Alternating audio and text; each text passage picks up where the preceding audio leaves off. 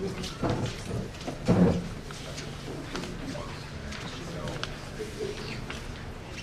had a sign-up sheet for people who wish to speak. We've taken that down. If anybody didn't sign up that wanted to speak, wants to speak, I'd ask you to put your name on the list now. Going once, twice? Toby, I may. I don't know if I have to sign it, but. I don't think you're coming in as a member of the public. No. Okay, thank you. Okay. Call to order the 10th meeting of the Board of Directors of the Valley Unified Educational Service Center. Roll call. Lise Pelletier. Here. Lisa Bernier. Present. John Coletta. Here. Tammy Cody. Here. Josh Desjardins. Here. Toby Jonbro. Here. Tom Kent. Here. Rose McCory. Here. Gary Sidley. Here. Any adjustments to the agenda? There are no adjustments to the agenda.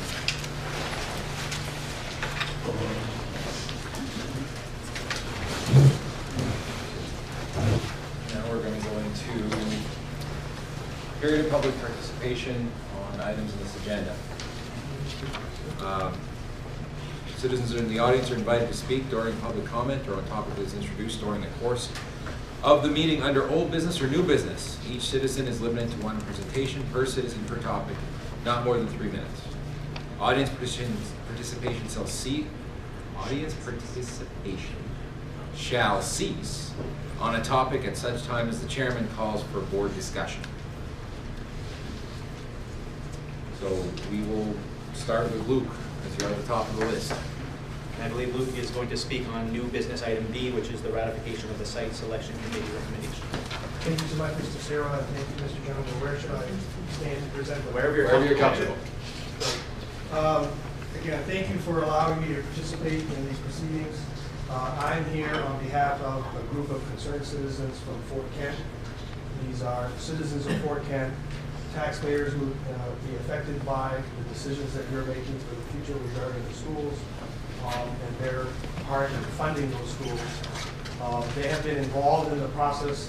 To my knowledge to date, they have appeared at meetings before the SAD 27. They have been involved in monitoring what's going on with the subcommittee for the site selection process, and they've asked me to appear here on their behalf this evening in these proceedings for the full board with regard to the site selection issue.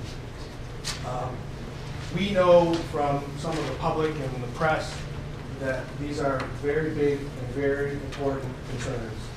I know that it is easy for people in the public as well as for people on your board to fall into the sort of assumption or trap that my clients simply want to derail this process. I'm here to tell you, members of the board, that that's not what my clients want, and that's not what they want me to do. They are a group of concerned citizens because they have developed concerns as the process has evolved and gone through. Specifically with regard to the site selection process, they believe and they feel strongly that certain facts have developed as this process has gone on that raise very serious concerns for them. Concerns primarily about the process. And I know from my experience in observing and assisting boards like you all, we recognize that you're regular people, you volunteer your time. This is very often thankless work that you're doing, and we understand that. We also understand that people who serve on boards don't have necessarily a legal training. We're not here to point the finger at you all to say, we're the lawyer, we're going to tell you how you have to do everything. Really, my job is trying to assist you in a way to help make sure that you do the best you can and that you follow the best process possible. Because what that translates to in our minds is if you have a flawed process, then you're going to have a group of people, a citizenry from that SAD 27 and from folks in Fort Kent who are not going to accept or buy in to the end result. And so that essentially pushes those people into a corner where instead of working with you to cooperate and move the process forward, they're pushed into a corner where they feel they have to defend themselves. And if the process doesn't allow them to have full involvement or if the process, in their view, the evidence shows is not proper, then they're going to have to challenge that. What we are here trying to do today, you might find this odd to hear from a lawyer, but we're here to try to avoid that. We're here to try to give you our points and our position about why we think the site selection committee process, just focusing on that for today, was flawed. And we think, and we're requesting, that you go back and you do that properly. So what are our concerns about that? I know I don't have a lot of time, but I'm going to do my best. So from what I understand about the situation is, I understand from my people and my sources of information that that process was difficult, and it was intense, and it was competitive in a way that is not easy for you all to deal with. But the end result, from what we understand, is there are several members who were involved that felt that the process, in a way, was pushed upon them. That they felt that there was forms of influence, I won't say intimidation, but forms of influence that led members of this district from Fort Kent to vote in a way that they were not comfortable about. That is a problem. You don't need to taint your process that way. You can address those issues by reopening the process and addressing those problems. The other problems are perhaps more technical, that relate to how you had your matrix and how this board applied that matrix from the time the process started to the time you got to your results. Our belief is that the matrix was changed, that certain criteria, primarily ambulance, hospitals, those types of things, those criteria, in a way, in our view, were changed, which obviously skews the result. If you get to a fair result, people will accept it. But if you get to a result that a big constituency of your group, your three-party group, if you have a big constituency in that group that feel the process was skewed, you have a major problem. That's why we think we need to go back and redo that process and address those issues. Is that a question, or is my time up? Your time is way up. I gave you a little more latitude, but I appreciate you give it to others as well. We had some questions that we were going to submit to the board for consideration of the engineering firm, but we'll leave that to the discussion.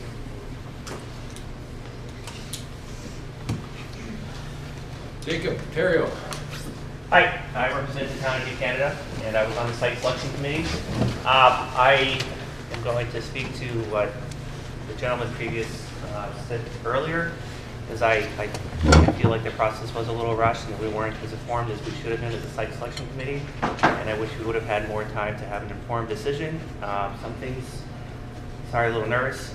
Some things that came up were, I wish we would have had,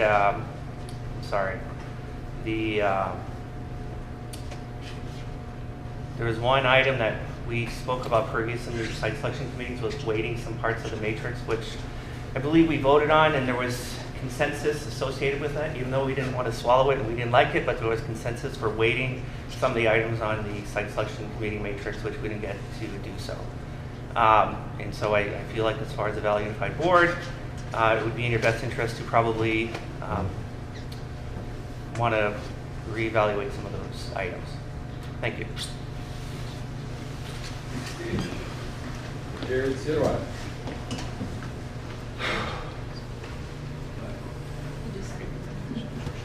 Jared, can we get these are all the folks that signed up. Is the board satisfied? Have we heard enough? Do we want to open it up for further discussion, or are we all set? I'm looking for a motion from somebody else. I know I'll need to charge here. I'll do better. I can hear you. I'll do better. Did you hear me from here, from there? I can hear you, yeah. No. Oh, I can't hear you very well. I come from St. Francis. We have to hear the deer walking at night. Oh. That's how we do it. So, is the board okay with moving on to the next thing? Everybody? Okay. Approval of minutes. So moved. Second. Any discussion? Seeing none, all those in favor? It's unanimous.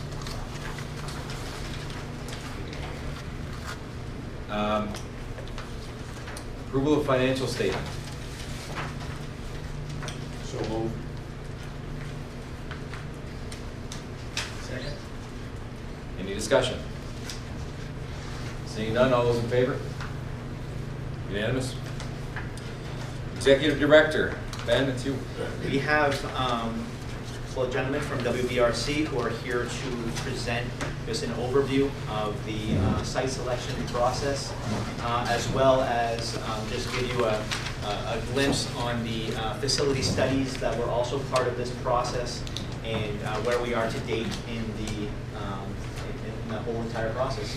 I'll turn it over to Ray. Ray, you can start whenever you're ready. Thanks, Ben. We're here tonight to kind of do a brief overview of the site selection process, as well as the doing the existing facility survey. So as part of the process, the Maine Department of Education has a 21-step process for building a school. Step one is the application, which has already been done, and then the final step would be the occupancy of the building. So as part of what we're doing, we're in step 5 and 6, and then I'll go back. There's some major approvals, in the matrix, where the site selection, you have concept approval, funding, final funding. So those are different milestones that the Department of Education approves before moving forward. And like I said before, we're in step 5 and 6. Michael talked about the regional study and the facility analysis. And then step 6 is the site selection process, which was started back in May. And then the last meeting for the site selection committee was the end of October. And during that time, we met essentially every month to review. And then in October, we actually met twice that month to kind of do some additional meetings requested by the site selection committee. And then you can see this is that critical approval for the site that the Board of Education does once the Department of Education kind of approves the information moving forward. So what I'd like to do also is, as part of the process, there's 3 guidelines that the state typically uses. The educational specifications, and Mike can talk a little bit more about that, but that's basically the program for the facility and the site. And then there's space allocations, which is additional information for that as well. And then there's the final piece, which is the standards for the public school as well. So these are kind of the guidelines that are used as part of the process going through the 21 steps. So when we first started in May, the Department of Education has some suggested site selection criteria that are used for reviewing different sites. And you can see it's community vitality, growth, all the way down to transportation safety. And like I said, this is suggested criteria that the Department of Education utilizes or provides information so you can review sites moving forward for selection of a preferred site. And as part of that, you can't really see this, but the yellow is the first priority that suggested for the site criteria, and then the blue are second priority. So you can kind of see, even though you have the larger criteria, they're broken up to first and second priorities. And this is not, set in stone. You certainly, as a site selection committee, can look at certain first priorities or second priorities and move them around depending on your local requirements and what you'd like to see as part of your matrix. So as part of going through, starting in May and then going to the end of October, you can kind of see this is what the approved site selection criteria that the committee reviewed, and you can see in the yellow is the first priority, and then in the blue is the second priority. You could see before there was probably 25 different suggested criteria, and the committee, as they went through, kind of reviewed, refined, tried to make it more with the local criteria that they wanted to see. They added some student bus transportation as well. They divided the police and fire into a separate category so they could review that as well. So this is the criteria that was used for the selection or the recommendation for the preferred site. So as part of that, we went through and we had 7 different meetings for the site selection starting in May and then going until October. There was site visits as well in August for the committee to go and look at. At that time, it was 4 different sites that were, we reviewed. And at the first meeting was kind of the kickoff meeting in May, and it was located here. And what we did was we looked at the Department of Education suggested criteria and went through each criteria, and each criteria had certain questions that were asked or could be part of that. So we went through each criteria. It took about the whole 2 hours to do it and review that the suggested criteria. And in that time, there was a little bit of homework that the committee needed to do, and then we came back and had another meeting in June. And that time, between those two, we were doing some wetland surveys, doing soil surveys, doing some site reviews and some other stuff to try to get additional information to provide for the site selection committee. We came back in June, reviewed the criteria again, made some adjustments, and looked at different sites. And then similar to meeting 3, reviewed the criteria and the sites.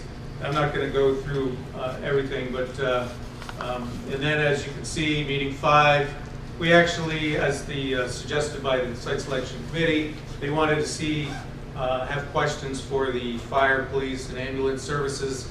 And they invited them to come to that meeting and answer the questions and review comments from the site selection committee at the request of that committee.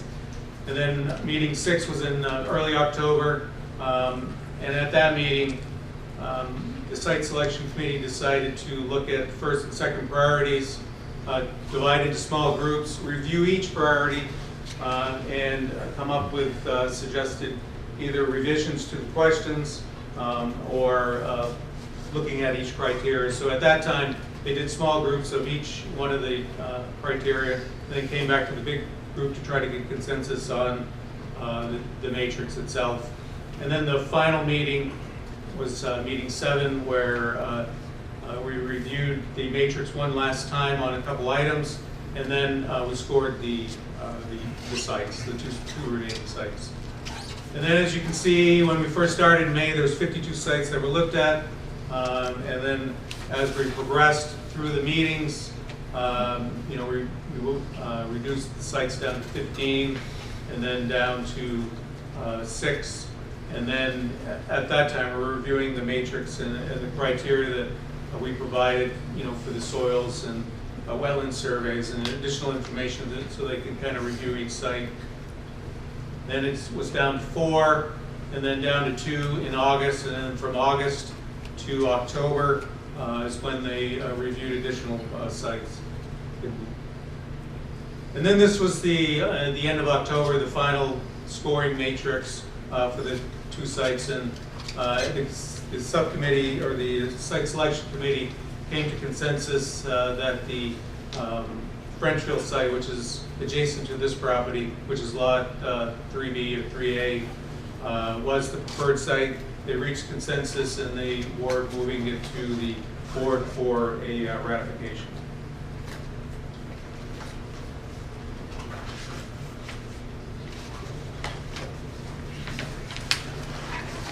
So the other piece we've been looking at while this is going on, we're looking at the existing facilities.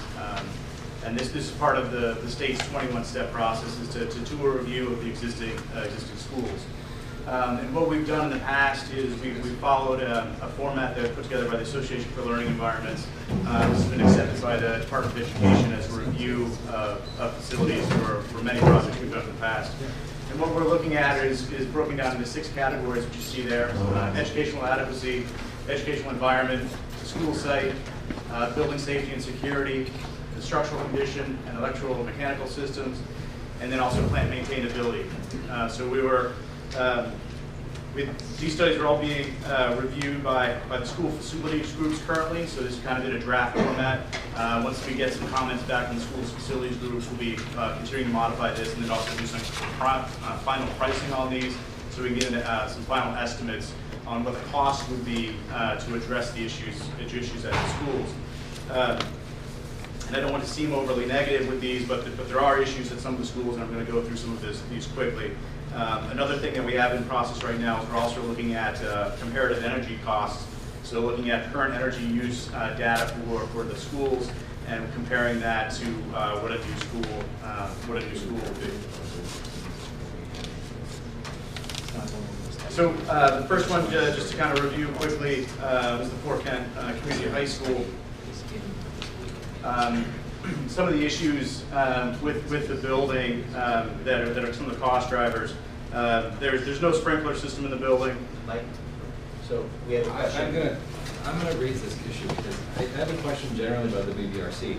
Is it your standard operating procedure to only disclose information to public meetings at the public meeting? We've not seen this as a board. We've not considered this. Do you think now is an appropriate time to deliver a preliminary assessment of something that our board has not had a chance to review yet? So what I informed Mr. Jones just now is that this was just an overview of the process. The facilities committees in each district have the actual study, the draft study that you have, and they're looking it over before vacating to the full board.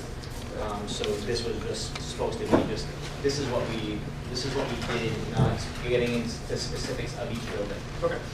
Before the boards actually see what's specific to their building. Right. Fair enough. Better? So just kind of do overview summary. So we look at each high school facility, including the tech center, with these criteria. And as I mentioned, that those are all being reviewed by each facility subcommittee. And as a part of that, we'll be putting cost estimates together for those, so you can get a general idea of where costs would align compared to a new facility. And this is all part of the state's 21-step process. So this would be whether or not you're building a new facility or not. The state's going to want to see this data so they can take it into account when they're making their final recommendations to the Department of Education.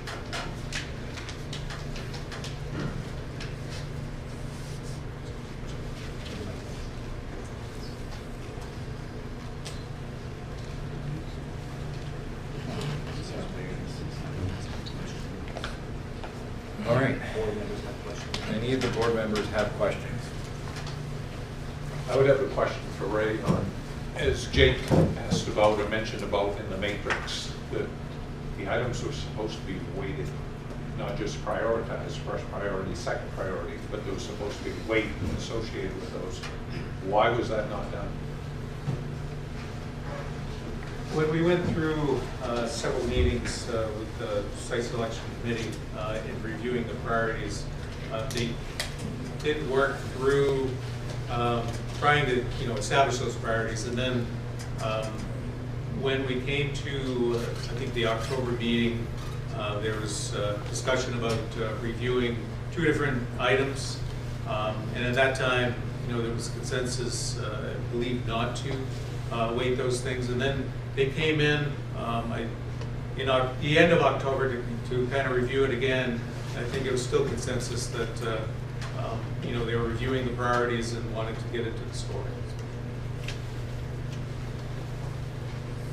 I don't know, I guess I would have to question that because every committee member I've talked to on there, they were all under the impression that it was going to be weighted.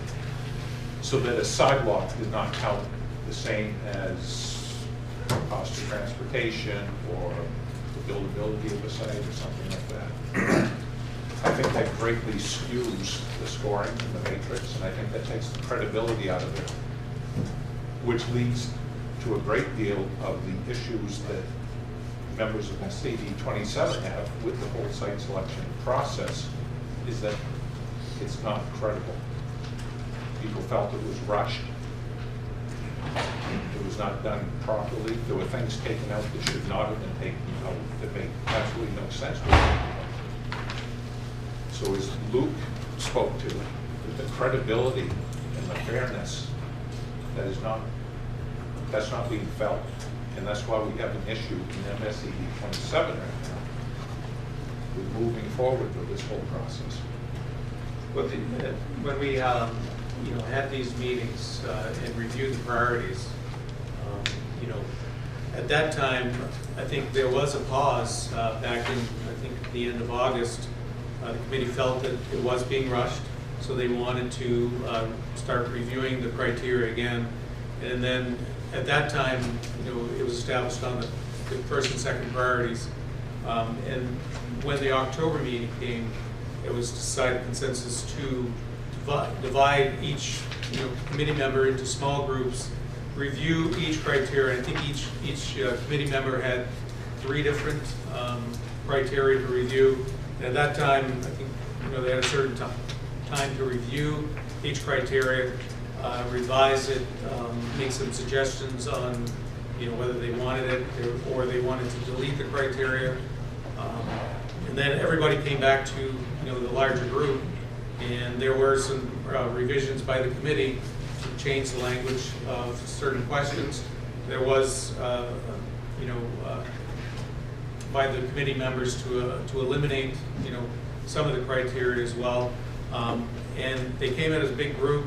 The smaller groups gave their suggestions, recommendations for, either revising, renumbering, eliminating certain criteria. And then the group at a consensus either agreed, disagreed to move forward. So at that October meeting at the beginning, it was consensus to revise by the committee, either revising the language, eliminating some of the criteria, and then moving forward to score it.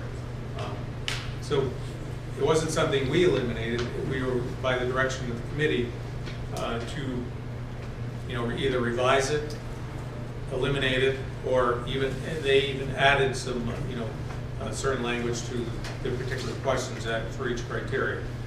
So leaving that October meeting, there was consensus from the committee that this was the matrix that we were going to do the final scoring on, which we did at the end of October. Do you recall when the site selection committee decided not to weight certain items, a specific meeting which that happened? It was, I think I can. Peter, I didn't ask you. No, I No, know. Peter, you're out of order. You're not. I'm directing the question of the engineer. I'd ask that you refrain from interrupting. You just said that you remember it happening. Please tell me. it was in October, we reviewed it. I have a follow-up question. Simple. How long did the site selection committee have to review the graded matrix before they voted? The final number. It was agreed upon at the that last meeting to provide the scoring at that time, and then once we got through one criteria, the entire committee reviewed it, had some discussion, and then moved on to the next one. And even at the final scoring, there was certain criteria that they went back to review, change, and the committee actually reviewed a couple and changed a couple numbers because they felt that the numbering was what they wanted to see versus what was given to them. So I'm going to ask the question again. How much time did the site selection committee have to review the finished matrix before they voted?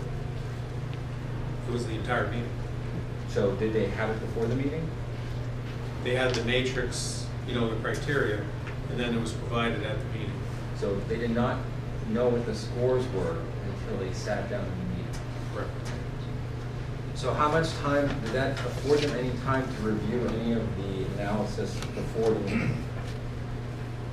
All the criteria, all the information was provided in advance of that, any of the soil surveys, any of the wetland surveys, any of that information. But they didn't know what the score was until they got there, correct? Any other questions? Just a clarification.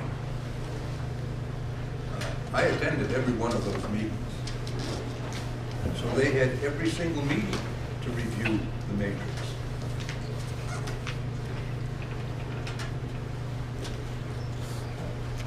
Maybe the matrix itself, but not the scored matrix.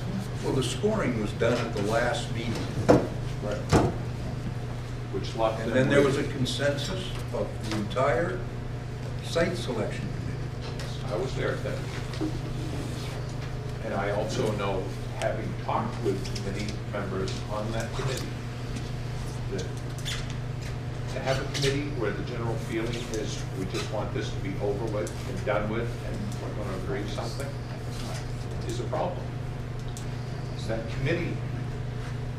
And I mean, we're charting basically uncharted waters. Yeah. We're kind of writing the script here. And we've made mistakes. I And we're agree, going to Gary. continue to make mistakes. I agree, there was mistakes made. Prior to that last meeting, there was only one member from Madawaska present. And they reviewed the matrix, and items on the matrix were changed and skewed by those members from Fort Kent to Fort Kent's interests. My whole point on this is, I don't want to make enemies of anybody. no, I I got a don't lot, either. And I that's got a part lot of of, friends. that's part of the problem that we're up against right now, is we don't have mutual respect for each other right now, these communities. We're against each other. Fort Kent has done their own little things. United we stand, Can I finish? divided we fall. Can I finish, please? Go ahead. Madawaska started off at the very beginning. We have it written in the email. No way, no how will we support a school in Fort Kent. You said there's an email? I don't know who wrote This has been communicated, I mean, it's out there, everyone has heard that. We have it as an email from one of the site selection committee members. My point is, if we cannot be united, this is not gonna go forward. When we have a board member on here that is putting negativity on social media, for do not do business in Fort Kent, is that gonna get us to where we need to go? Who's doing that? He's referencing a comment that I made that had nothing to do with the Valley Unified Board. Nothing. It's a personal opinion that I had. Right, but as a member of this board, if that is your opinion and that is your attitude on this board, how can we expect the Valley to be united if we can't be united as a board? You're talking You about. cannot be encouraging people to not do business in Fort Kent and to hope to have support to move forward with May I this. reply to your comment? Yes, I made one comment. One. it's actually two. Replied to the same person. And it was about my personal experience in Fort Kent. Nothing to do with Valley Unified. And I never mentioned any businesses in Fort Kent. I do more shopping in Fort Kent than in Madawaska. So the things that were said by some of the groups in Fort Kent are far worse than whatever I posted about my personal opinions in Fort Kent. All right. Go ahead. I'd like to say something. I think we could point fingers all night long. Every single community has said things that, so you're pointing fingers at her, she's pointing fingers at you, but in reality, we've all said things. And that was my point. I've We heard need to have hearsay. mutual respect. I've heard hearsay, I can't say it was true, from Fort Kent board members, Oscar board members, everybody. I think if we continue pointing fingers, we'll never get this process done. As far as he said, she said, I think we need to cut that out. We're not gonna get anywhere with it. I think we have to be professional, and we have to show the public that we're here to do this for the kids. And I really don't think that anything we do, except for the school being in one specific location, will make it count. That's all I have to say. Do we have any questions for the engineer? I have one. Okay. I'm assuming that you've gone through this process several times. Several. And you can't compare one to the other. In your opinion, the process that happened here, was it Was it as fair as others have been? Was it as easy, as difficult? Is it normal for this to happen in the community? It actually is very normal that this happens. The emotions certainly get involved with the committee. This is probably the largest committee that I had to deal with. Most of them are much smaller, but it's certainly still the same questions, comments, comments about being fair, not fair. We had just recently the project in southern Maine, and it was just a south side, east side, or north side, and even just that, people were kind of doing a similar kind of thing, wondering, is it fair? Is it a fair process? But I feel that this committee actually was very engaged and was more engaged than other committees that I've dealt with as well. They actually, normally most committees go with the suggested criteria that the DOE provides. We review it, we discuss it, we add some questions or tweak some questions. But normally they go with the suggested criteria, and then the sites are evaluated and scored. There's certainly discussion with the scoring as well. So this is one of the first times that the actual committee wanted to pause, look at the actual criteria, make some suggestions, because a lot of folks thought it wasn't fair, it was more urban versus rural. So we the committee wanted to take a look at that. That's why, on that October 8th meeting, all the questions, all the criteria were reviewed on small groups, and, they tweaked it and made it more, it's more of, the Valley matrix than, what the DOE has suggested criteria. They still have elements of it, but it was more condensed for, for this particular project. So normally, most committees use the suggested. This committee actually wanted to see and make it more local, and made some, changes into the matrix. So, it really is the matrix of the committee that, was developed and then used as scoring the final scoring on that end of October date. Any other questions? Toby? Yeah. Can I say something? Go ahead. I've heard it stated that a particular board sent their thinkers and not their fighters, and that has not set well with me, because as an attendee at all these meetings, I have seen the 17 committee members, mostly 17, some were absent sometimes, work together. Were there arguments? Yes. Were there struggles? Yes. Was there collaboration? Absolutely. Was it tainted? No. I went back and looked at the original score, which probably was what started all the arguments. And I compared it to the ending score. And I'm going to relate that to the one meeting where we were in subgroups, and each subgroup was working with specific criteria. At that particular meeting, there was only one representative from Madawaska. In the end, there are 6 out of the 26 criteria that were flipped in favor of one community to the other. At that, maybe not just at that meeting, but in the very end, if you look at the 2 sets of scores. And I sit here and I think every committee member worked. They didn't have to fight, they worked. They were all thinkers.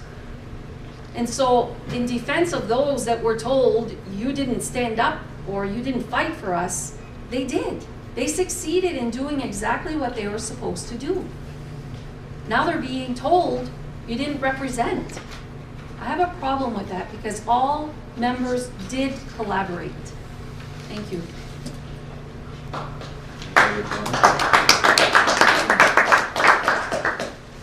Any other comments, questions? Seeing none, move on. So we have Aga from Drummond and Whitsom. Aga, can you hear us? Can you hear us, Aga? I can hear you. Can you hear me? We can hear you. Yes, we can. So you're on a screen on the side of us, so we see you over there. And I've asked Aga to just go over the interlocal agreement. Copies are coming to you right now, board members. Oh, all right, sorry. So Aga, the floor is yours to just, highlight what our agreement is, what it says, and entertain any questions the board has. Sure. Before I get started, just a couple of housekeeping things. I just want to make sure we're all looking at the same document. So in February of this year, the board adopted an amendment to the agreement, and I just want to make sure that that's the version we're all looking at. On the top of the front page, it should say as amended February 26, 2019. I don't have the amendment copy, but thank you for mentioning it. I'll display it on the board behind me. Okay. Yeah. It will explain what the amendment was. It was pretty minor, but I just want to make sure that we're all aware that there was an amendment adopted by the board of directors. Yeah. The second piece is, as I've mentioned to Ben, Drummond Woodsum was retained under a joint representation agreement to prepare the interlocal agreement and guide the three communities through the process of approval both by the Department of Education and by all three of your communities. That, as we may remember, that was quite a process. It involved going to the voters with this interlocal agreement and with a question as to whether or not they wanted to form this education service center, and the result was in the affirmative. And then each school board individually voted to adopt the interlocal agreement. And those were the three steps: commissioner approval, individual school board approval, and voter approval that were required to have occurred in order for this, for Valley Unified to be formed, subject to the terms of this interlocal agreement. The reason I mention that is we've done this work as a joint representation. As you know, Drummond Woodsum represents each of the school districts, and we also represent Valley Unified. And for us to be able to do that, we obtained informed consent from each of you, from each of your boards, to allow us to represent 4 clients at the same time, essentially. And under the main rules of professional conduct, in order for us to do that, we basically have to adhere to 2 things. Number 1, we cannot keep confidences as among separate entities. Say something to SAD 33, I would not be able to keep that information confidential, away from SAD 27, and vice versa. Anything under this joint representation agreement is shared by all. And the second thing we had to do was make sure that you understand that if there is a dispute or a place where your business decisions were not aligned, Drummond Woodsum would likely not be able to represent any of you in resolving that dispute. And so I know that there's quite a bit of discussion about the site selection of the school. I just want to make clear that I'm not going to be answering any questions related to that subject, and I'm not going to address any questions that relate to whether there is a dispute amongst the school districts or not, related to the issue of the site selection process and how that might implicate the interlocal agreement. So if I decline to answer a question, don't take it personally.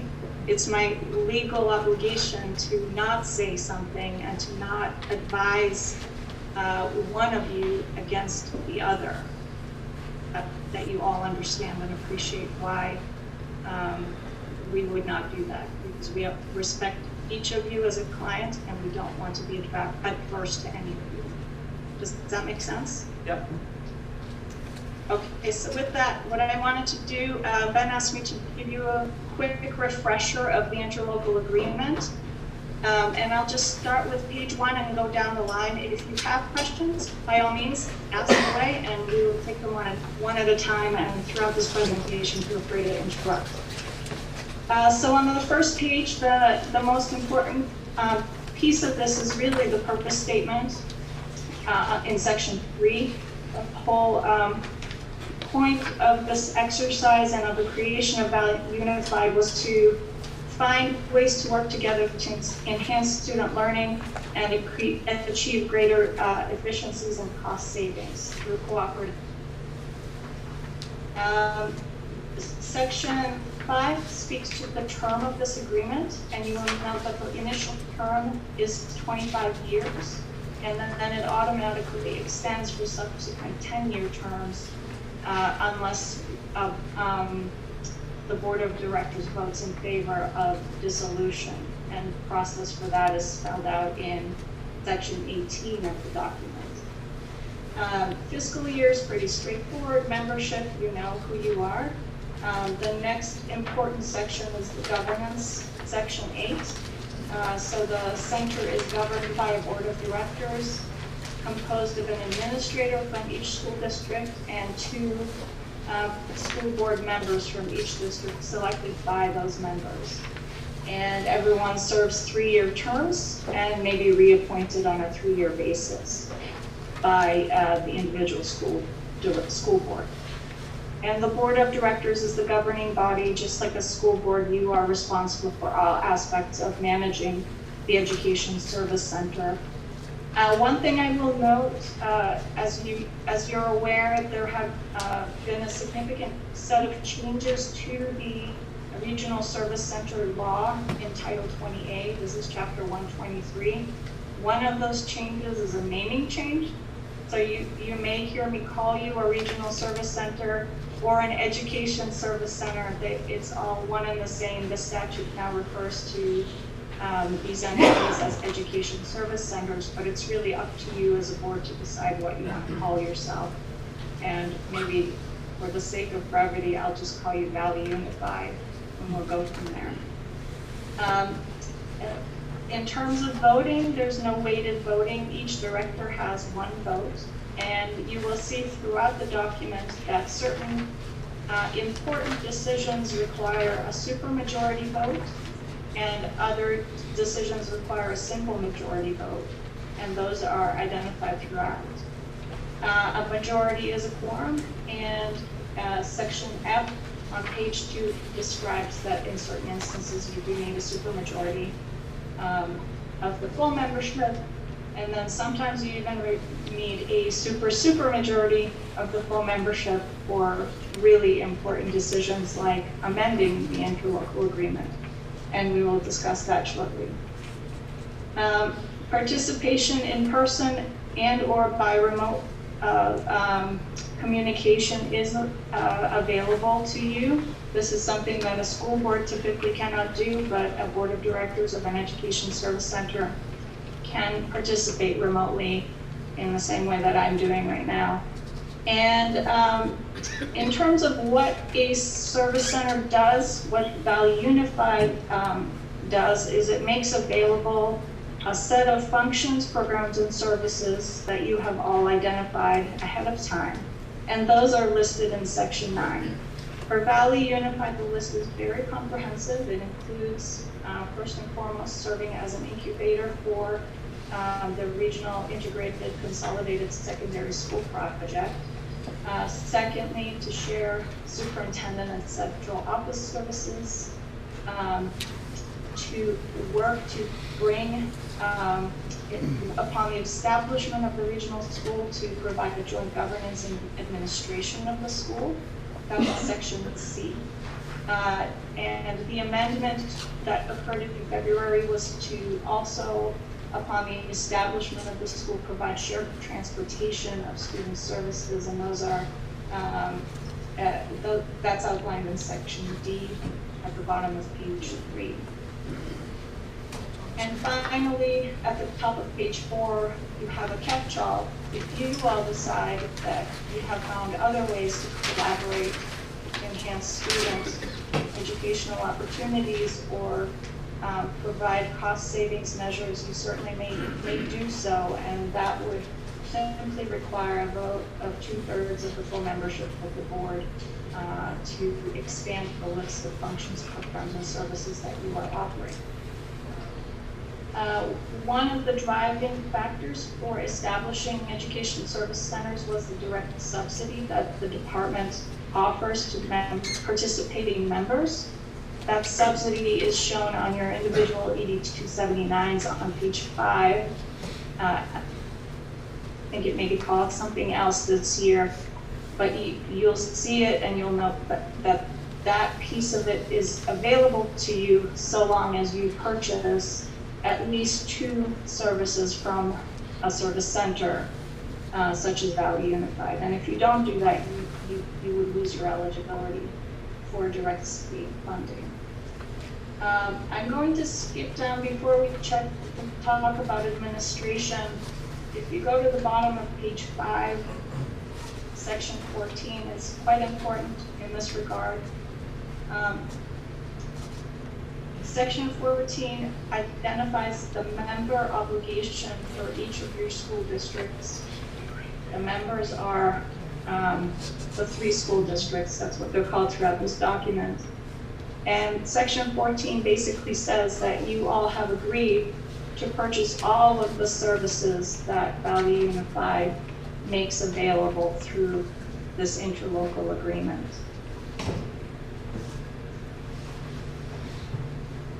So skipping back up to page 4, section 10 talks about how the service center is administered, and it is basically through the selection and hiring of an executive director who also serves as the superintendent of schools for the 3 districts.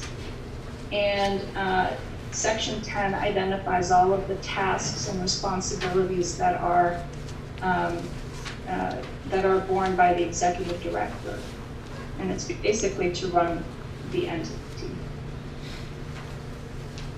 Section 11 and 12 are basically options for Valley Unified to use a fiscal agent as you see fit and appropriate to do your accounting, to take care of all of the contracting, and also to serve as your employer if you wish.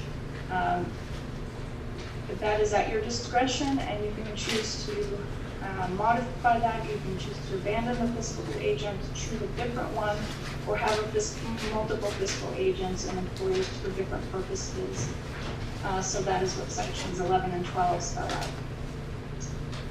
out. Section 13 sets forth how you would accept other members, in other words, other school districts and other entities into the fold if you so wish in the future, as well as associate members who are simply distinguished by the fact that in most instances associate members don't have a voting role in an education service center. Finally, section 15 also allows you to provide members. So for example, if Valley Unified were to get into the business of procuring goods like toilet paper, you may want to consolidate those services with another entity, with a non-member to increase your buying power. Section 16 on page 6 identifies the authority and powers of the board of directors concerning Valley Unified.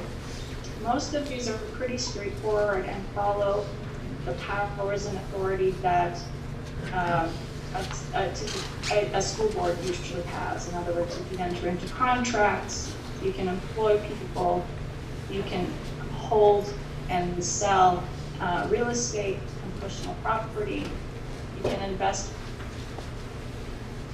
in a contingency fund, and so on and so forth. The one that I want to just highlight for you that is somewhat unusual for an education service center is in the middle of page 7, which is that you all voted to authorize Valley Unified to issue bonds, and obviously that was for the purpose and in consideration of the regional school project. So the board does have the authority to issue bonds. the process by which bonds are issued by Valley Unified or any other education service center is now clarified in the new bill that passed that really sets forth all of the gory details that I will spare you for the moment.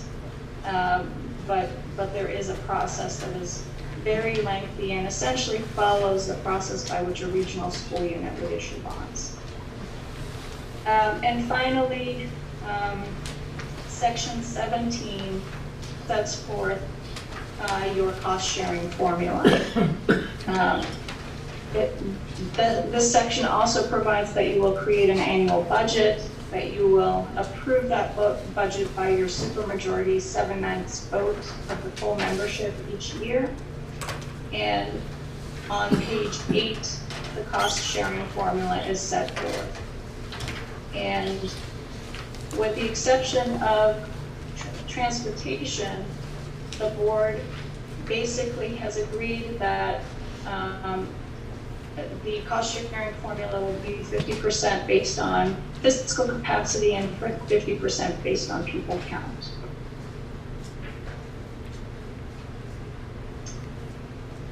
There is a catch-all here that if a change in any individual member's fiscal capacity or pupil count increases or decreases by a substantial amount, and it's 8% in this document from one fiscal year to another, you will all sit down and consider amending this cost-sharing formula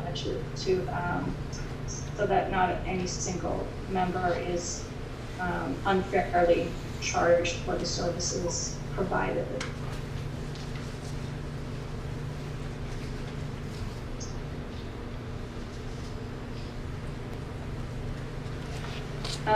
One other item to note in section 17 is on page 9. This is section F. Just a reminder that the Valley Unified needs to provide at least 2 functioning programs or services in order to qualify for its own direct subsidy that is provided by the state.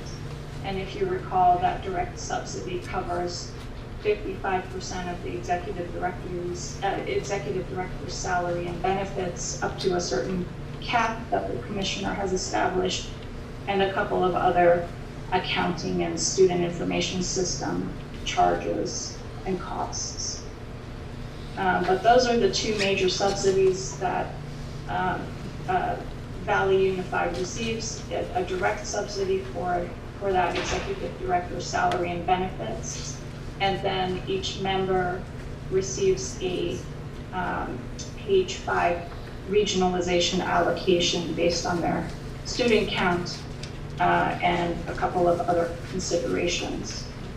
And if you want more detail about any of that, let me know, and I can get into level of detail if you wish.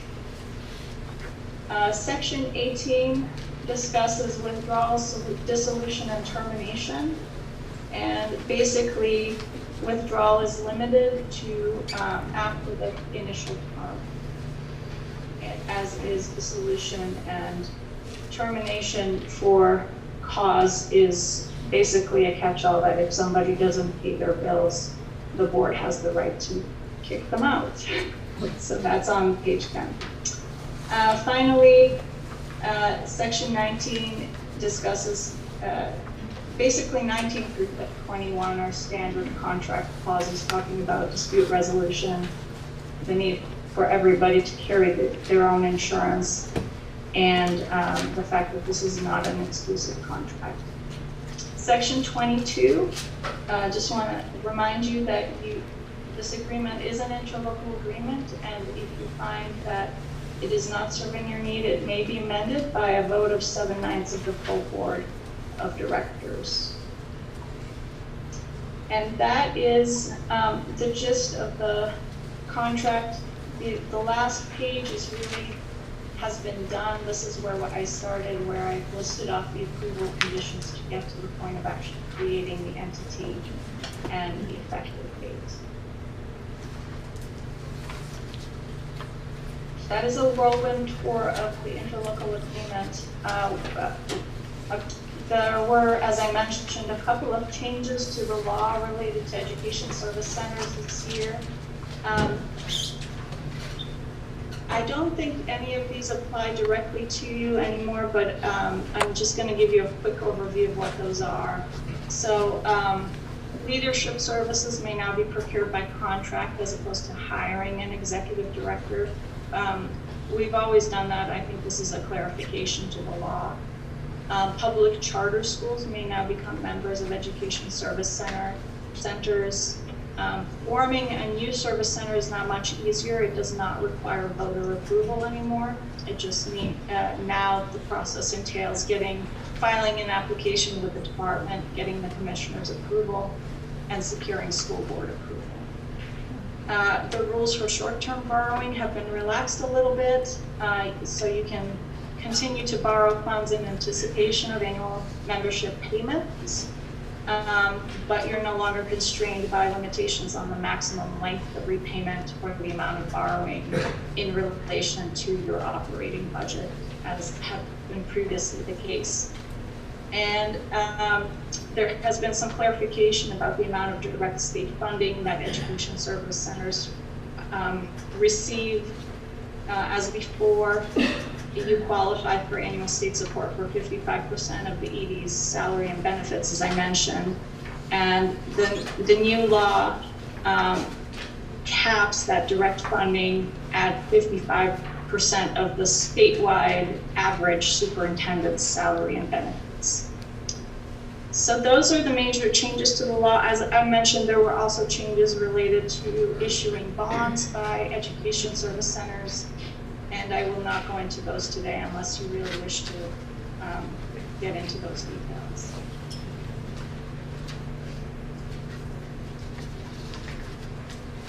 Do you have any questions?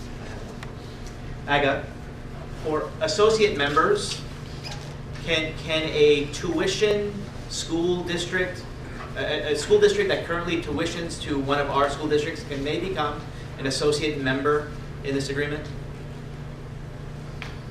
An associate member is limited by the list in the statute, and that does not include school units. Okay. But you can add membership on term, so you can add a member, such as a tuition in school district, on whatever terms are negotiated through a separate membership agreement. So if you wanted to bring in another school district, regardless of whether or not they're tuitioned in or not, the way to do that would be through a membership agreement. And the terms of that are entirely up to you. They could be treated just like any other member in terms of governance, number of board members and so forth, or you could create a customized agreement that treats them a little differently. For example, if they're tuitioning in their kids, perhaps to give them a seat as a non-voting member of the board. That's just one example.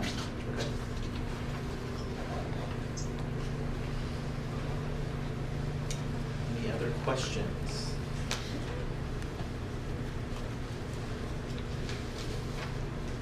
Looks like you're off the hook, Aga. That was way too easy, Ben. Thank you very much for helping us out. You're very welcome. I was glad to join you. I will log off, and if you think of any other questions, direct them to Ben, and I'm happy to respond. Thank you so much. Thank you. Yeah.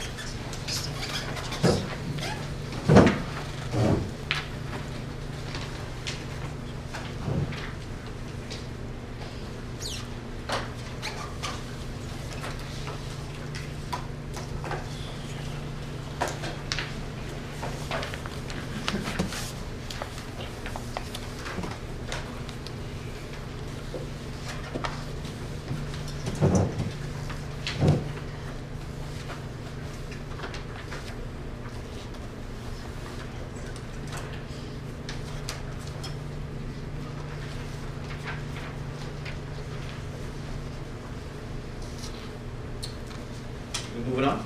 Okay. I had a review of the major capital improvement plan as the next item. Ray did cover that. he did inform you all that we're on steps 5 and 6 of a 21-step process. I just kind of like to remind people that we're on steps 5 and 6 of a 21-step process.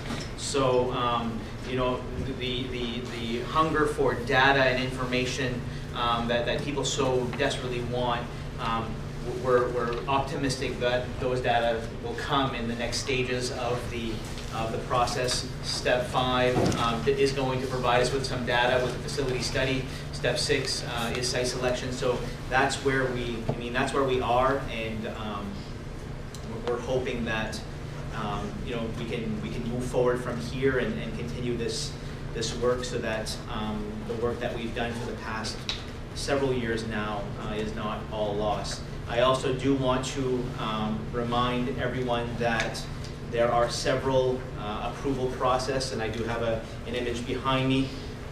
So once this board does ratify, whenever that is, the recommendation of the site selection committee, there will be a public hearing in each district. There'll be a public hearing here in 33, one in 27, one in Madawaska, and people will show they'll show their support or not for what is presented.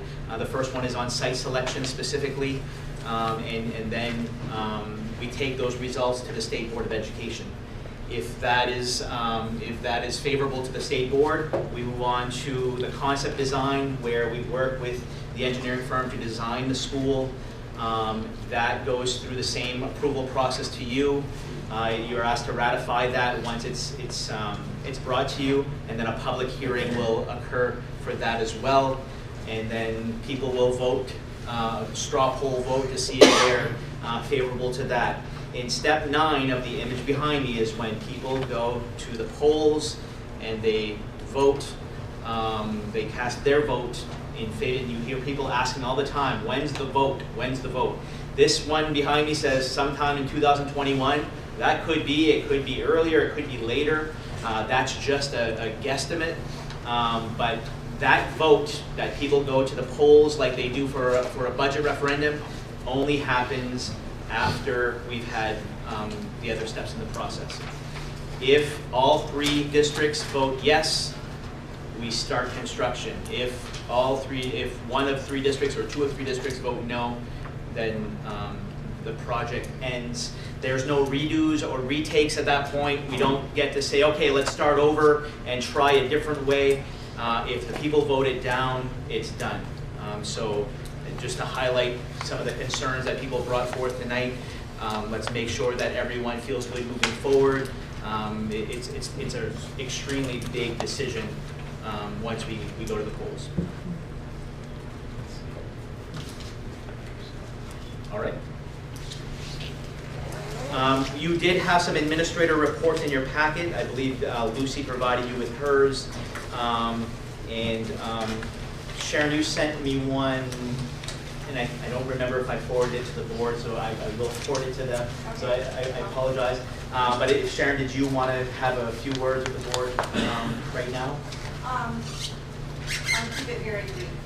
Basically, what I've been doing is I've continued to collaborate with the Valley Unified teachers, looking at alignment of the curriculum, finding a common language for the entire curriculum, doing some vertical alignment, pre-K all the way up to 12, as well as planning professional development for all Valley Unified, and pooling our resources in that fashion. And so I'm just very proud of all the collaboration and all the work that the teachers have done with each other through all the Valley schools. And I think for the most part, everyone, well actually overwhelmingly, everyone's really happy with the process. So I continue to do that work moving forward. Great work that you're doing. Peter, did you want to speak? I mean, Peter's packet was put on the table. It's before you as well. Peter, did you want to just highlight on? Yeah, absolutely. Just to let you know that a couple of initiatives that we've been working on for about a year. One related to Strategic Priority 7, that's enhancing the experiential learning opportunities for all Valley Unified high school students, is really taking shape. We spent last year kind of standardizing our expectations, our requirements to participate in internships and job shadowing experiences.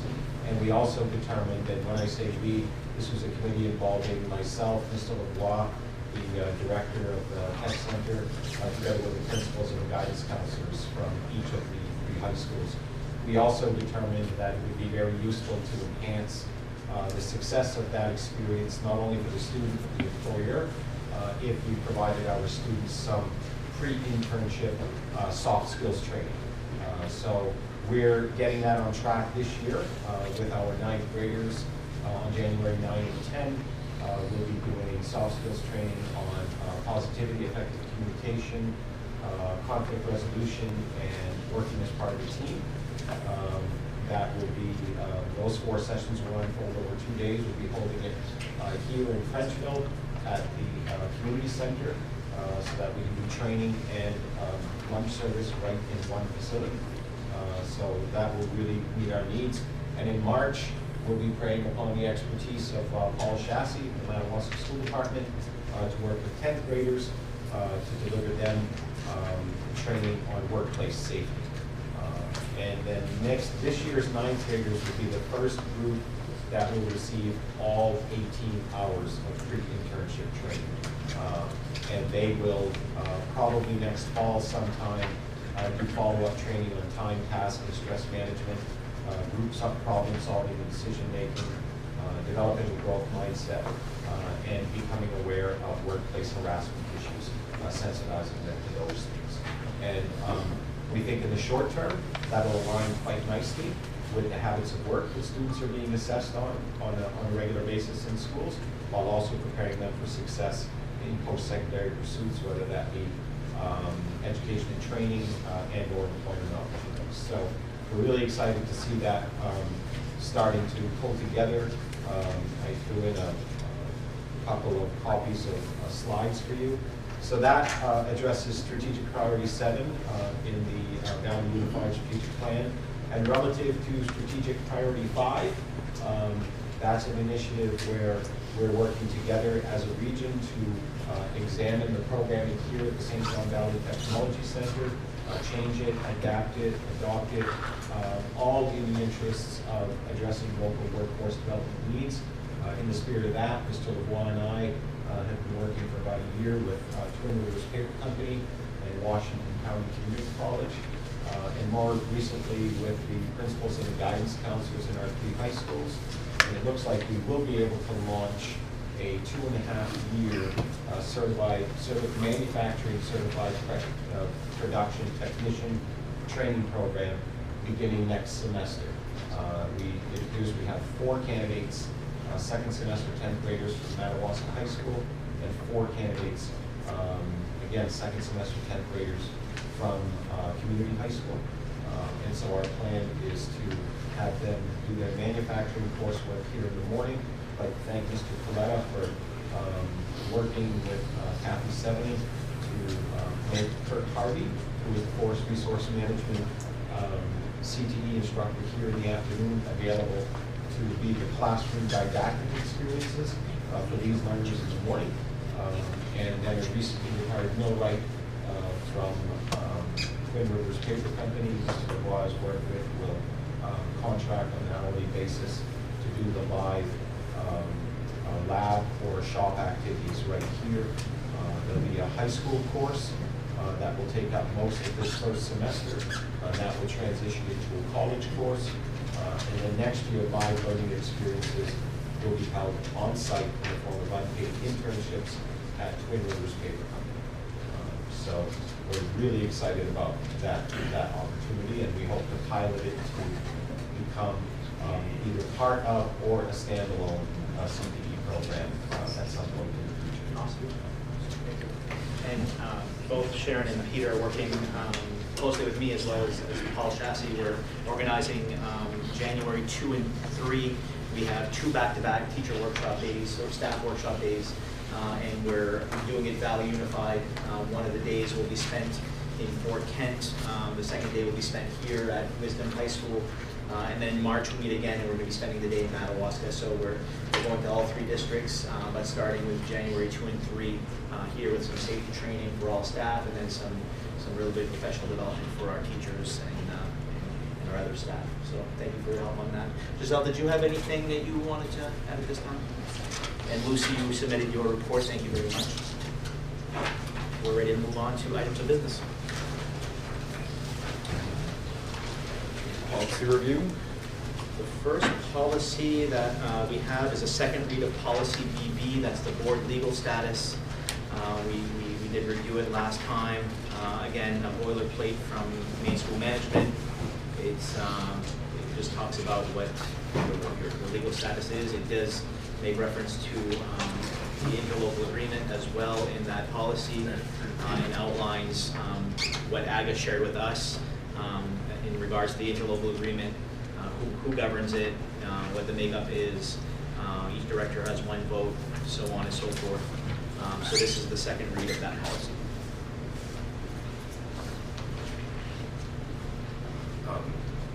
Light of new business A, do we want to take the second read right now, or do we want to table that? We can table it for now and come back to it if the discussion in new business A doesn't merit anything. We'll move to table it. Okay. Pass the first. Second. Pass the second. Any discussion? Pass All those in favor? Pass the second. Second policy for second read is policy DBD, and that is simply board officers. It outlines the duties of the chair, the vice chair, and the secretary. You're going to have those three roles no matter how you or what changes will happen. So I think this one is good to go. I make a motion to approve the second read of policy BBB, board officers. Second. Any discussion? All those in favor? Unanimous. Then we have first read policies. The first one is BCA, Board Member Code of Ethics. And what I did, you can see the edits right on this. This is the boilerplate from Maine School Management, replacing things like school board with regional board, replacing sentences like my community to the Valley Unified Community. It just basically talks about how we work with each other while we're here, in regards to, no disparaging remarks. Remember that everyone is an individual. Outside of this board, you have no legal authority to make decisions. Responsibility is not to operate the schools, but to see that they're well operated. Seek to provide education for all children in Valley Unified Community based on their needs. Listen to the citizens and refer to complaints to the proper authorities. Usually that's me. Thank you very much for that.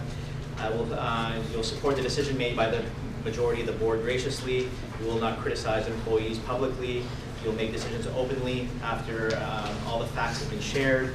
You'll refuse to make promises on how you'll vote. You will not discuss the confidential business of the board in your home, street, or social media. And the place for such discussions will be here. You'll confine that board action to policy making, planning, and appraisal, leaving the administration of the schools to the superintendent. You're welcome to encourage cooperation and participation by teachers. You'll endeavor at all times to see that the regional services have adequate financial support. You'll resist temptation, outside pressure to use your position as a school board member, I should say regional board member, to benefit yourself. You will endeavor to attend every regular school board meeting within reason, and then you recognize at all times the regional board that you serve on is founded by the state of Maine. So this is just a first read. You don't have to take action on it, but I will ask you to please read that over before next meeting and provide me with feedback in advance if you can, if you think something is not quite right. But this is again a boilerplate. Questions on that one? The next one is conflict of interest. Basically, again, real standard language. I didn't make a whole lot of changes to the boilerplate. You can't benefit financially from the regional board. There's a code of conduct for federally funded projects that's outlined there. Conflict of interest. appointment of office and other employment, you cannot be employed by the Regional Service Center, nor can your spouse or significant other. You cannot be a volunteer for the Regional Service Center, nor can your spouse or significant other. This is the same language that would be in your regular board BCB. So again, take a look at this and see that that all makes sense. This one did cross-reference a DJH, Purchasing and Contracting Procurement of Staff. So I did put that one in too because it is cross-reference. So the last one you see there is Purchasing and Contracting Procurement Staff Code of Conduct. I took this one from the SAD 27 one, but it is very, very similar to the 33 in Madawaska one. Changed some language there, again, just very standard language. So if you also look at that one as well for procurement, we can take that back at the next board meeting. And that's all I have for policies.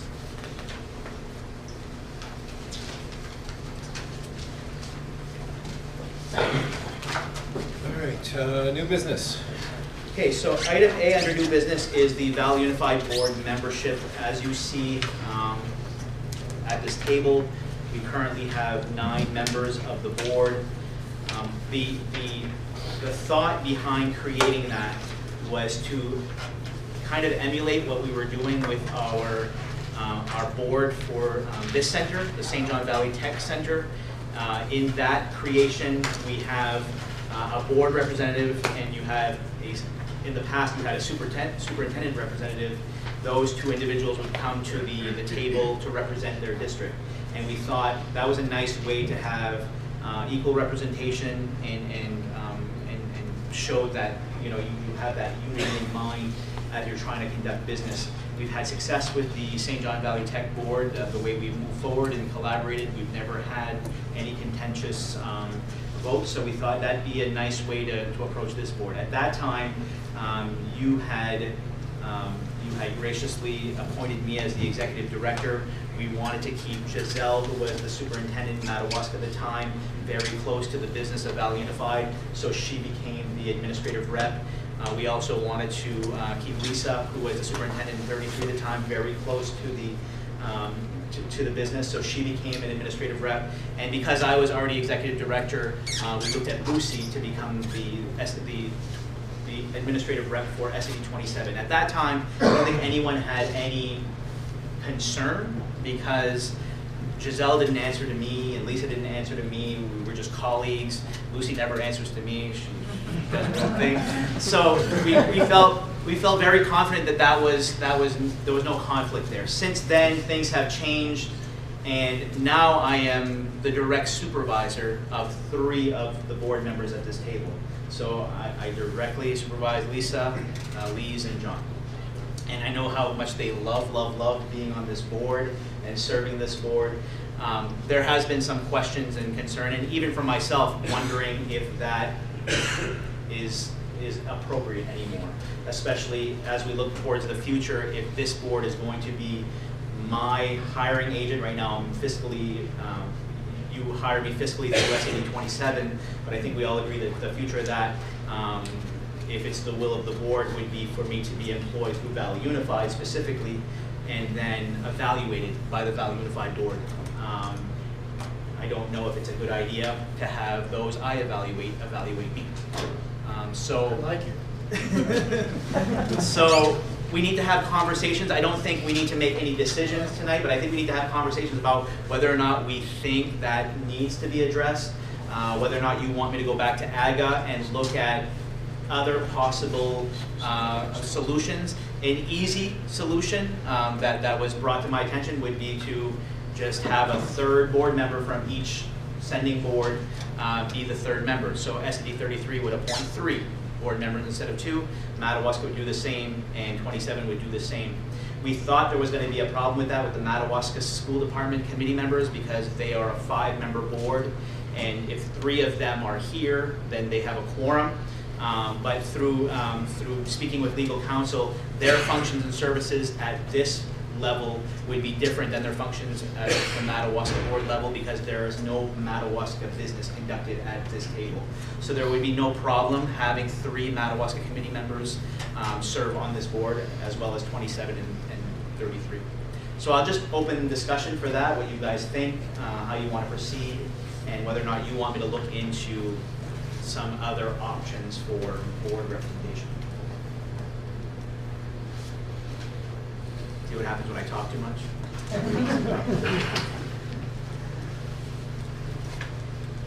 Thoughts? Well, I wouldn't object to having another board from each district. That sounds. Gary? Are we talking adding another board member in addition to the administrative reps, or the administrative reps being removed? Replacing the administrative reps with board members. So you still have the 9-member board, but it would be board members only.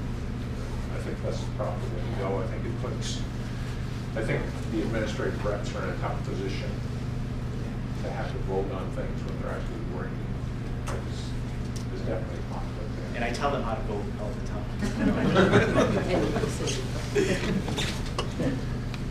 My thing is, I was looking at BCD, and I know it's a first read, but when you look at employment, there was I think it was employment where I put it, a board member or spouse may not be an employee in a public school within the jurisdiction. Right. So no matter what, the elementary school technically would fall into that, no? Madawaska Elementary School is not under the jurisdiction of Valley Unified. Madawaska Elementary is under the jurisdiction of the Madawaska School Committee. You have no schools under your jurisdiction right now. This Okay. will only come into play if we build Valley Unified Regional High School. Okay. This board cannot make any determinations for Madawaska Elementary or Community High School or any of the schools. Okay, that was my question. There's some language in one of the statutes about school unions. Yep. And if the school unions share a superintendent, then an employee of that school cannot be on the board of that, if it's, as long as it's supervised by the same superintendent. This isn't an exact fit, but I think it's a focus on. Yep. It's not a school union, but it functions effectively like a school union, right? So we, as weird. Do you have anything? I echo everything they said. There's no point in looking at it. I would agree to replace the administrators with the superintendent. I would agree to that too. That might be a sad. There. This is really sad. I know. His first meeting. That'll teach you to go on vacation. This will be your second meeting. And I echo the same. So what I'll ask Aga to do is draft some amended language with that board membership to include that the 3 members are appointed by their individual boards.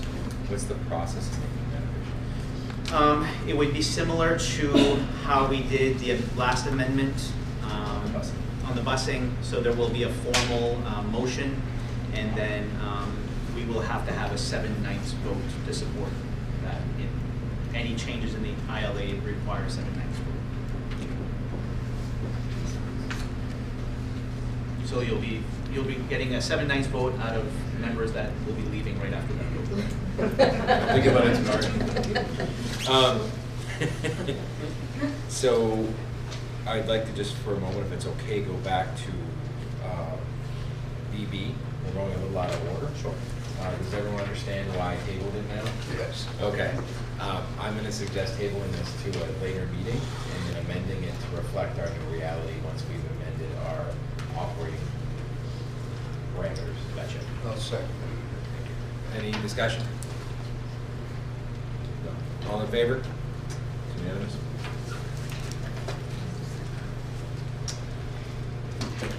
And anything else on that item? No, nothing else with Valley Unified Board membership. All right.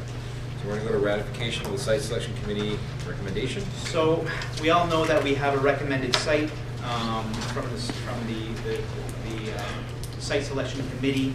We've heard from members of this board. We've heard from members of the audience as well as to whether or not we want to move forward with this ratification at this time, or if we want to perhaps provide more time to think about some other things. We just talked about some board membership adjustments. There are some other things with the ILA we may want to consider looking at in the future. One thing that comes immediately to my mind is what happens if we adopt a budget and then one of our school districts has a budget that's voted down at referendum for their local.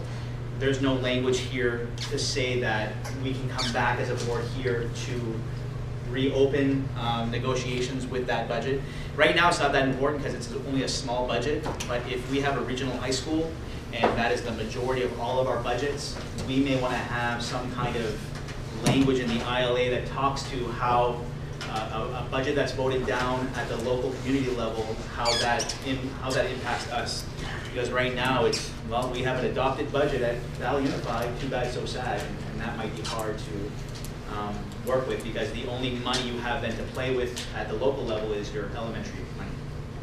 So that might become difficult. So there's just some small things like that that we're just going to need to wrap our heads around. There was a request from the SAD 27 board members that we take time to look at the ILA for a couple of things.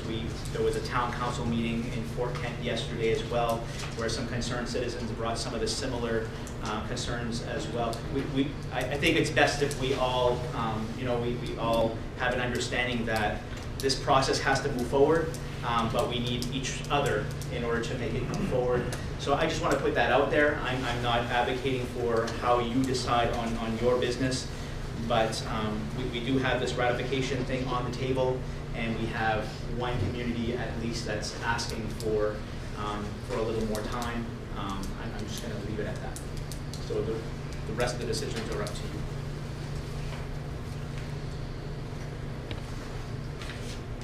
Nobody said this would be easy.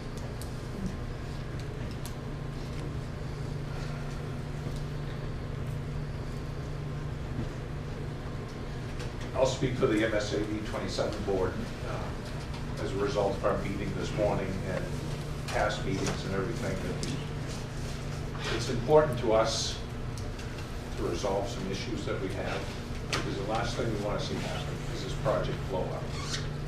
And right now, as a board, after our meeting this morning, after advice from our attorney confirming some of the things that we found in the ILA, which affect not only MSAD 27, but the other two boards also, as Ben alluded to on some of the things. But it just feels premature, or we feel it's premature, to continue moving forward until we have the support that we need. And right now, after the council meeting in Fort Kent last night, we went from having support from them as being the largest sending community in MSAD 27 to clearly not having that support last night. So if we do not have that support, I mean, yeah, we can ratify this site tonight, make it seem like it's all great, and then just have it go up further down the road. Or we can take a little more time and try to resolve these issues, put some of the finger pointing and all that behind us that I was alluding to before. I wasn't sitting here trying to point fingers. I was making an example of the detrimental effect that the finger pointing has had and will continue to have if we don't come together as a valley and be unified. So yeah, like Luke had said, it's the process. People got to feel comfortable with the process. I said it right from the beginning for myself. I would support the school being absolutely anywhere as long as the process was deemed to be fair and equitable. That's not the feeling that a lot of people have, and we need to respect that as all three school districts. We can respect it, Gary, but how much time do we need? That becomes the question. And we need to sit down as a board. I mean, we have quarterly meetings or whatever. We need to sit down and have some discussions and address these issues and see if we can rectify them. I want to see everything remain united. But we almost we've also got to keep paramount the future of the students of the St. John Valley, because they are the future leaders. We'll be dead and gone, and they will still be here. And I think we have a responsibility to them, not only to the adults that exist today. And that's what we want also done. I want my kids to stay here in the valley. I want them to raise their kids here in the valley. I haven't Mine served- had to leave because there were not the services. I know. Okay? So I'd like to say something. We're looking at the board member code of ethics, and B says I will at all times think of the children first and base my decisions on how they will be affected, how they will affect children, their education, and their training. And that's what this is. And our biggest concern is this is not going to make it out of MSAB 27 with the current feeling that's in us. In MSAB 27 towards this project. And I'd like to reiterate the thing that Ben talked about, because this is something that came up in our meeting, and I want to make sure everybody understands. We've got a trap that we inadvertently built within our interlocal agreement. Okay? So let's do a scenario. We build a school, doesn't matter where. 70% of SAD 27's budget is going to be that new school, Ben, mostly Ben, because he's got so much money. So most of our budget's going to be there. That's going to be a line item in our budget. If our voters vote down a budget, or Madawaska's voters vote down a budget, which has never happened before, but it could happen, and it goes back to us, our SAD 27 board is left with one option, and that is to eliminate programming in our elementary school. I don't know what to do with that. Because the only way we can rectify it is to bring it back here, but there's no methodology within our agreement to bring it back to this board. So we are stuck having, if we don't pay that bill, DOE will take our money away. So we are setting ourselves up that if a small group, we just had a failed budget this year. I mean, 300 people voted for Kent and our budget failed. We've got a lot more people than 300, but that's all that voted. If we have a failed budget, we don't have any choice. We go to the cutting block. Madawaska goes to the cutting block with elementary school. Frenchville and Senegat, you guys actually have been pretty good about not bopping on your budget, but your budget's about to change. So that is the consideration that kind of started the discussion, is what do we do? Do we start anticipating eliminating pre-K? I mean, what do we do? I don't know. But we need to address, the interlocal agreement needs to reflect that, and I think that's, I'm just saying this because it goes to this issue of thinking of the children first. Like, it's not that simple. It's complicated, and our interlocal agreement doesn't address that issue. That's an issue I think we need to address. I'm not even making it, I'm not even talking about site selection right now. I'm talking about this issue, and I think it's something we need to address. Gary's made the point that we need to, that we should slow this down, whatever. I think at this point, unless we address these traps at some point, we are going to fall, we're going to have trouble. And this is what happens when you do something the first time. But that doesn't stop us from choosing a site and working on those traps, because there's nothing that stops us from working on those traps down the line. And what processes within the matrix went wrong? I mean, they were revisited quite a few times. And that's my concern, is we can revisit these till the cows come home, but when are we going to be okay with it? I agree with Josh. There was no mention about doing anything about the interlocal agreement until the site was chosen. And then all of a sudden, MSCD 27 is concerned. Why have a site selection committee at all if you won't respect what they present to us? We appointed them. We did.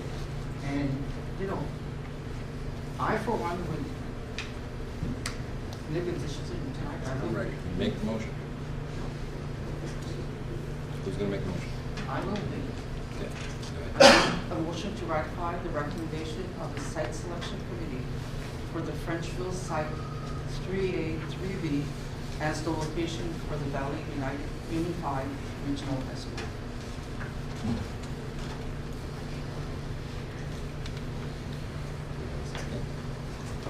Second. Any discussion? Any further discussion? We've already had discussion. Seeing none? Well, I have a Sorry. question. Gary, like, you keep reiterating all the time, like, a lot of the people that I've talked to, are those strictly people from 27, or are those people from 33 in Madawaska that feel that this whole matrix was screwed, or is it strictly a 27 issue because it didn't end up there? Like, is it broad across the board, 33, Madawaska, people are upset and they felt that the matrix was screwed, or is it strictly 27? And you keep saying, a lot of people I talk to. What's the contingency representation? from 27 that I talked to, obviously the most. And like I said before, when you have committee members that are at the point that they just want to be done with it, and they're not comfortable, they wanted to be over it. There were several of them that wanted to quit midstream because they just weren't comfortable in the process the way it was going. They had issues, but everything, as slow as it, I mean, it took what, a year?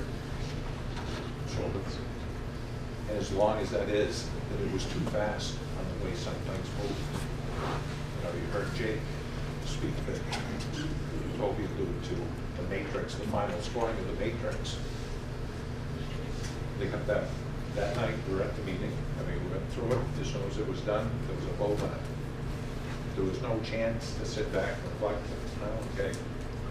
It was just very hurried, and that's the way that we feel this is going right now. And due to the hurrying in the site selection, it's caused a lot of discomfort and uneasiness throughout the MSAU 27 community that it wasn't a fair process. And it's our fear right now that if we continue this quickly without stopping and just addressing these issues, it's just going to continue to grow that dissension. 27, even though we want this school, but there's issues that need to be addressed. Do you feel, sincerely, do you feel that if the vote would have been at 27 hours down that US Route 1, that we would be going through this right now? Yeah. I think that was. Obviously, I mean, every community wants a school in their community. What this has done is caused us to look at things and dig into the ILEA, which has brought about the Rose. You said, you know, would you have looked? This is a learning process for us. It's the first time through it. No one else in the state has done this.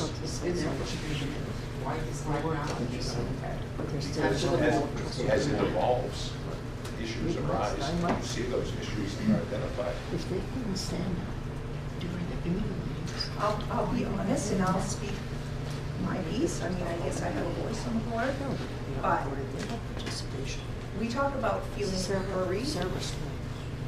Some of the decisions we made at the beginning, I kind of felt hurried, and I kind of felt the pressure from 27 because I felt that 27 felt that it was going to be there. So let's rush this along, let's pass this along, and this is where it's going to be. So, but, I mean, I never stopped the process. I did my homework, I did what I was supposed to, but I honestly feel that if the site would have been the Fort Kent site, we would not be having these discussions today, which is terribly sad. It's terribly sad. And as your representatives for your people, I mean, it's easy to pass the buck to say, you know, we were bullied, we were this, we were that, but you guys are the first line of defense for being unified, and that's not really what I'm seeing here. And that's my take. That's just my take. Any other comments? I'd like to come back to what Ray said when I asked him if this was normal. And he said that our site selection committee basically took correct me if I'm wrong, longer than other projects they had dealt with. Developing the matrix. Is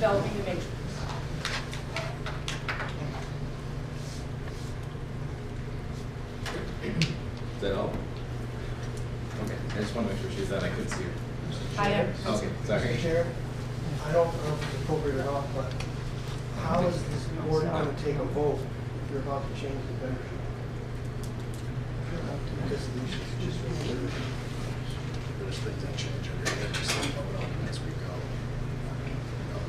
Today's today, tomorrow's another day. You've identified an issue with the membership. I think you've all properly identified as being a potential issue. I don't think that the audience should be coming up front. There's a motion on the floor. Okay, we got someone from the audience talking, I can talk to. There's a motion on the floor. Yep, let's vote on the Act on motion. it. Yep. Motion on the floor has been seconded. All those in favor? All those opposed? Passes. Through that conversation, there was some mention of legal counsel representing one district. Is it Valley Unified's wish that we seek legal counsel for Valley Unified? Because Drummond and Woodson cannot represent you, again, not against, but in any discussions regarding the ILA. I cannot be your ILA champion because I'm not a lawyer. So I don't know what you want, how you want to proceed with representation for you regarding your interest in the interlocal agreement. So I need guidance from you on how Valley Unified wants to proceed with that. I think if we need a lawyer, we should have our own lawyer. That way there's no conflicts of interest within the other departments. That's my opinion. I agree with that. I think we should. So I'll move that Valley Unified seek their own legal counsel. I'll second that. Any discussion? All those in favor? All those opposed? Here. The last item on the agenda is the public hearing and straw poll dates. I spoke with Ray and his team, and we are proposing Tuesday, February 11, at 6:30 p.m. to be the public hearing for SAD 27, and that would take place at Fort Kent Community High School in the gym. I got to double check that that's not a basketball game conflict. If it is, we'll move to the cafeteria, but it should happen on that date if you accept. And then for MSAD 33 and Madawaska, we are proposing back-to-back meetings if possible, just because WBRC will be coming up and trying to get those done within the same time frame. Excuse me, I have a question. Sure. 5:30, I feel, is kind of awkward at times to have a meeting. And that's why we're discussing it at this That's point. the Saturday meeting. Yep. I personally don't like the 9 to 5:30. Okay. I think it's dinner time or whatever. Okay. I think it should be 6 or How either or earlier than. How long do you, typically does a public hearing take to get the straw poll? 45 minutes. 45 minutes. Okay, so Rose, if we move that to 6, would that work better? I think it would. And I think we'd have time to still get to Madawaska for a 7:30 meeting in Madawaska on the same night. Does anybody else see any? When do we have our? We have our board meeting next, SAD 27? Yeah, Has what a day board of the meeting month? Monday. Oh, no, I think it's February. Oh, February. I get it right. In February, SAD, The 24th. thank you. Madawaska's on the 3rd, and 33 is on the 10th. We'll talk with the city about the meeting, so just think about that once. Yep. About the 11th. They have a problem with the hearing?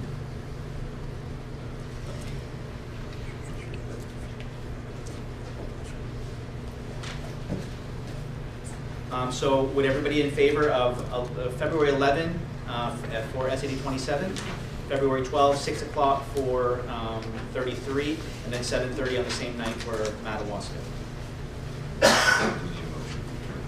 We should take a motion.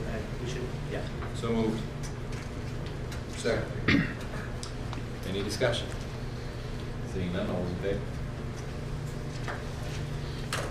Your next meeting is scheduled for Tuesday, January 28th. It's also your first budget workshop meeting, and the meeting will be at Madawaska Middle High School Library. Okay, we're adjourned. Motion to adjourn? Yeah, you want to give me one? Okay. Second? I think Chris, we go on to the next month's meeting. First,